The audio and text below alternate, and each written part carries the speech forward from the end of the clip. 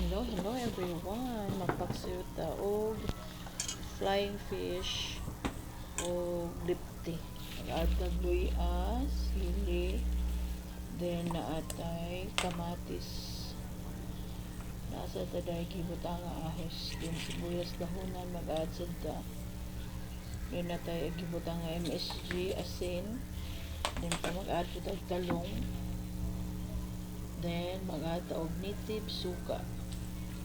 Suka na siya nga tuba. Organic suka.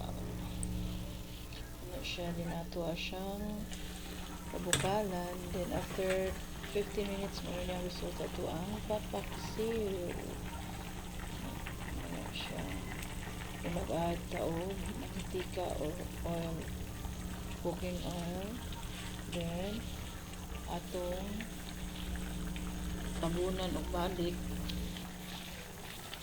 Yung pila ka minutes pwede na siya matumasod and there you go. Di mo na siya ito ang luto nga sudan paksiw. Mga siyang result. Tada pwede na makaon. Lagi siya pahubas ang sabaw para mulatok ang yang kuan ba, yang sabaw din mo na siyang result. Wala siya langsa. That's it.